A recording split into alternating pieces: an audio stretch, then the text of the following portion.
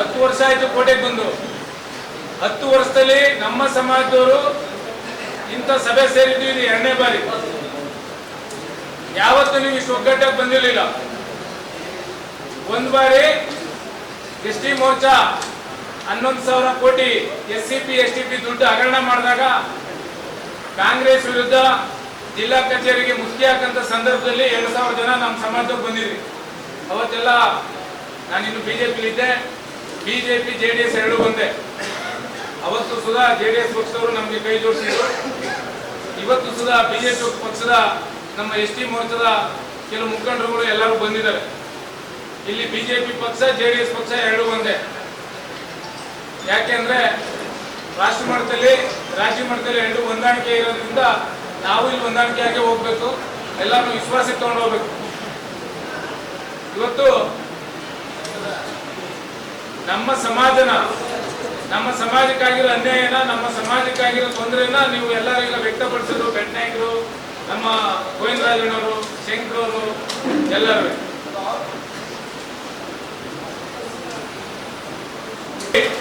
ನೀವು ಚೆಕ್ ಮಾಡ್ಕೊಳ್ಳಿ ಹೋಗಿ. ಏನ್ ಗೊತ್ತು, 15 ವರ್ಷ ಆಯ್ತದೆ ಕೊಟ್ಟು. 15 ವರ್ಷದಲ್ಲಿ ಒಂದು ಕುಟುಂಬಕ್ಕೆ ನೀವು 15 ವರ್ಷ ಕೊಟ್ಟಿದ್ದೀರಿ. ಏನ್ ಬದಲಾವಣೆ ಆಯ್ತು? ಏನ್ ಬದಲಾವಣೆ ಮಾಡಿದ್ರು? ಯಾವ ಉದ್ಯೋಗ ಕೊಟ್ರು? ಇಲ್ಲ ಯಾವ್ದಾರ ಒಂದು ಗುತ್ತಿಗೆ ಕೊಟ್ರ? ಇಲ್ಲ ಯಾವ್ದಾರ ಒಂದು ಈ ಸಮಾಜಕ್ಕೆ 100 ಸಾಗುವಳಿ ಚೀಟಿ ಕೊಟ್ರ ಸುತ್ತಾಡಿಸ್ತೇನೆ?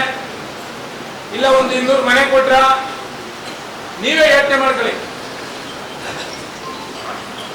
ಕೋಟೆ ತಾಲೂಕು ಹಿಂದುಳಿದರೆ ಅಂತ ಹೇಳ್ತಾರೆ. ಎಲ್ಲಿ ಹಿಂದುಳಿದರೆ? ಇಡೀ ಕಾಂಗ್ರೆಸ್ ಸರ್ಕಾರ ಏನ್ 136, 140 ಜನ ಶಾಸಕರವ್ರೆ, ಅದರಲ್ಲಿ 50% ಶಾಸಕರದು ಈ ತಾಲೂಕಲ್ಲಿ ಆಸ್ತಿ ಇದೆ.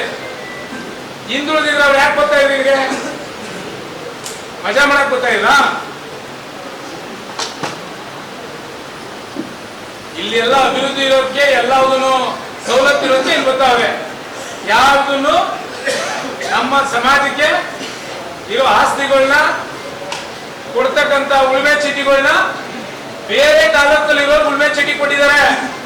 ಅನುಭವದಲ್ಲಿ ನೀವಿದ್ದೀರಿ. ನೀವಿನ್ನೂ ಕೆಲವು ಯಾವ ಚೆಕ್ ಮಾಡ್ಕೊಂಡಿಲ್ಲ.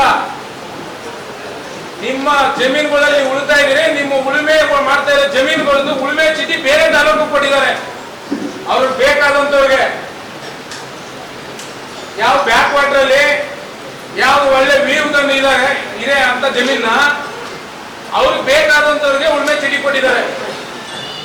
ಮೊನ್ನೆ ರೈತ ಸಂಘವರು ನಾನು ಹೇಳಿಲ್ಲ, ನಾವ್ ಹೇಳಿದ್ರೆ ಆಪೋಸಿಷನ್ ಪಕ್ಷದವರು ಅಂತ ಹೇಳಿ